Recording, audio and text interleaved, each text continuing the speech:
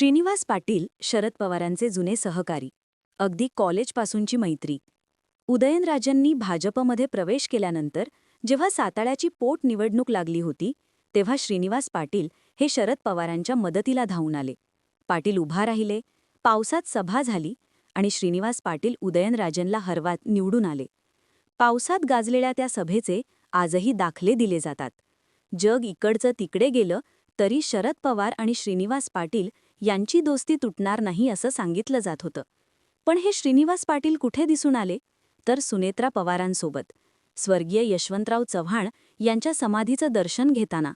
श्रीनिवास पाटलांचे सुपुत्र सारंग पाटील यांनी सुनेत्रा पवारांना पाठिंबा दिलाय. इतकंच नाही तर ते त्यांच्या पाठीमागे ठामपणे उभा आहेत अशा चर्चासुद्धा आहेत. त्यांनी तशा पोस्ट देखील केल्याचं सांगण्यात येतंय. दुसरीकडे सखा भाऊ म्हणून श्रीनिवास पवार हे सुद्धा अजितदादांच्या सगळ्या कार्यात असणार हे स्पष्ट होतंच. पवार कुटुंबात फूट पडल्यानंतर अजितदादांचे सखे बंधू श्रीनिवास पवार हे शरद पवारांच्या सोबत राहिले. त्यांचे सुपुत्र योगेंद्र पवार यांनी थेट दादांच्या विरोधात विधानसभा लढवली. पण सगळी कार्य झाल्यानंतर सुद्धा श्रीनिवास पवार सध्या सुनेत्रा पवारांसोबत दिसून येतायत. 13वं होईपर्यंत देखील सुनेत्रा पवार थांबल्या नाहीत. अशा ज्या टीका सुनेत्रा पवार यांच्यावर होत होत्या त्यासुद्धा श्रीनिवास पवार हे मोडून काढताना दिसून येतायत. मातीच्याच दिवशी सगळे विधी पार पडल्याचं सांगून त्यांनी सुनेत्रा पवारांनाच पाठिंबा दिलाय असं चित्र आहे. थोडक्यात काय तर अजित पवारांच्या पश्चात शरद पवारांसोबत असणारी दोन जवळची माणसं आज सुनेत्रा पवारांसोबत उभी असताना दिसून येतायत. त्यांना पाठिंबा देतायत. पण ही फक्त सुरुवात आहे. राज्यात सध्या विलिनीकरणाच्या चर्चा या सुरू आहेत. पार्थ आणि जय पवार यांचा शरद पवारांसोबत संवाद झालेला आहे. सुरेंद्र पवार शरद पवारांचे आशीर्वाद घेतील अशा बातम्या आहेत. असं असलं तरी जे शरद पवार अपघाताच्या काही काळातच हा निव्वळ अपघातच आहे असं म्हणत कोलकात्यातनं संशय घेण्यात आला असं भाजपपूरक विधान करून गेले, तेच शरद पवार आता भारत-अमेरिका ट्रेड डीलवरनं मोदींवरती टीका करू लागलेत. फडणवीसांना काही माहिती नाही असंही ते म्हणालेत. जरी पवार कुटुंब एक होईल अशा चर्चा असल्या तरी तसं होईल आणि पक्ष एक होईल याची शक्यता पूर्णपणे संपुष्टात आलेली आहे. पण याचा अर्थ शरद पवार गटातल्या निवडक नेत्यांना अजित पवार गटाची दारं बंद झाली आहेत का? तर तसं नाहीये. उलट विलिनीकरण थांबवून आपल्या सोयीच्या नेत्यांना सुनेत्रा पवार अजित पवार गटाची दारं उघडतील. आपल्या पक्षाची बार्गेनिंग पॉवर वाढवण्यासाठी सुनेत्रा पवार स्वतःच्या नेतृत्वात असे घडवून आणतील. आणि हे क्रेडिटसुद्धा अजित पवार गटातल्या प्रफुल्ल पटेल किंवा तटकरे किंवा इतर कुठल्याही नेत्यांना न जाता ते सुनेत्रा पवारांना जाईल. थोडक्यात येत्या 6 महिन्यात सुनेत्रा पवार ऑपरेशन वॉच राबवतील. काय असेल हे ऑपरेशन? आणि हे ऑपरेशन राबवून सुनेत्रा पवार आपलं नेतृत्व कसं सिद्ध करतील? समजून घेऊयात आजच्या या व्हिडिओतनं.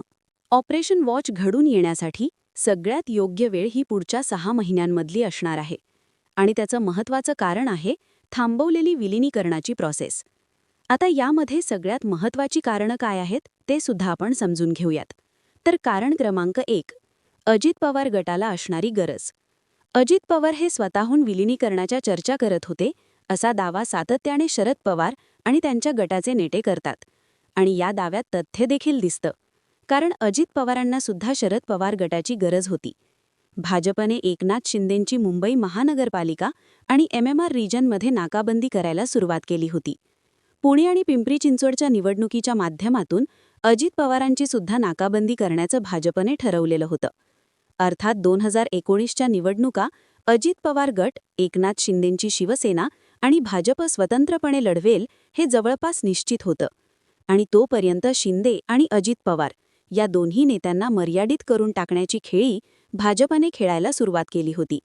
या राजकारणात अजित पवारांपेक्षा एकनाथ शिंदे वरचढ ठरत होते. त्यासाठी त्यांना कामाला येत होतं ते केंद्रात असणारं खासदारांचं बळ. 7 लोकसभा खासदारांच्या जोरावर केंद्रीय नेतृत्वावर दबाव निर्माण करत होते. महानगरपालिकेच्या निवडणुकीच्या माध्यमातून ते दिसून सुद्धा आलं होतं. पण अजित पवारांची केंद्रीय नेतृत्वाला गरज नव्हती. कारण अजित पवार गटात फक्त एकच खासदार आहेत.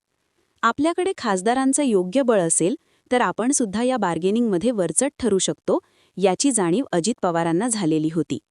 आणि त्या हेतूने शरद पवार सहित शरद पवार गटाचे 8 लोकसभा खासदार आपल्याकडे खेचून आपलं संख्याबळ 9 खासदारांचं करणं हे अजितदादांसाठी महत्त्वाचं ठरणार होतं.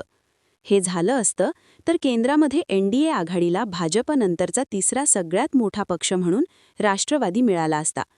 अर्थात हे पूर्वीपासूनच डोक्यात असल्यानं राष्ट्रवादीने केंद्रामध्ये राज्यमंत्रीपद सुद्धा स्वीकारलेलं नव्हतं. विलिनीकरणातनं अजितदादांना भाजपवरती अंकुश ठेवता आला असता. त्यामुळे अजित पवारांना विलिनीकरण नकोच असं म्हणता येत नाही. अजित पवारांच्या नेतृत्वात जयंत पाटील असू देत किंवा सुप्रिया सुळे असू देत, या वरचढ झाल्या नसत्या. त्यामुळेच हे विलिनीकरण अजित पवार असताना सहजपणे शक्य होतं. आता मात्र सगळी समीकरणं बदललेली आहेत. आज विलिनीकरण झालं तर अजित पवारांचं नेतृत्व नाहीये. अशावेळी शरद पवार, जयंत पाटील, सुप्रिया सुळे हे नेतृत्वाची पोकळी अक्वायर करून टाकतील आणि पक्षावरती नियंत्रण मिळवतील. ही भीती अजित पवार गटाला आहे. जशी ही भीती सुनेत्रा पवारांना आहे, तशी ती तटकरे, पटेल यांच्यासोबत पक्षातल्या इतर आमदारांना सुद्धा आहे. अर्थात कालपर्यंत पवारांच्या नेतृत्वात काम करणाऱ्या या नेत्यांना आता शरद पवार का नको आहेत? तर वेगळे झाल्यानंतर बरेच मतभेद या दोन्ही गटात निर्माण झालेले आहेत. हे मतभेद अजित पवार दूर करू शकले असते. पण आता विलिनीकरण झालं तर शरद पवार गटाचा अंकुश निर्माण होऊ शकतो, ही भावना अजित पवार गटाच्या आमदारांमध्ये आहे. पण याचा अर्थ शरद पवार गटाचे खासदार अजित पवार गटाला नको असणारे असं नाहीये.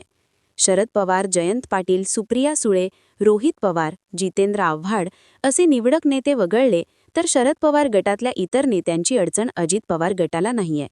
दुसरीकडे नेतृत्वाच्या पोकळीमुळे अजित पवार गटानं आपला पक्ष आज तरी पूर्णपणे भाजपला सरेंडर केल्याचं चित्र आहे. पण ही स्थिती कायम ठेवली तर आपल्या पक्षाचं अस्तित्व संपून जाऊ शकतं.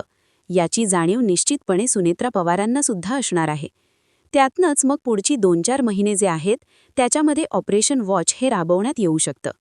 तर या ऑपरेशन वॉचमध्ये सुनेत्रा पवारांच्या रडारवर असतील ते शरद पवारांच्या गटातले खासदार.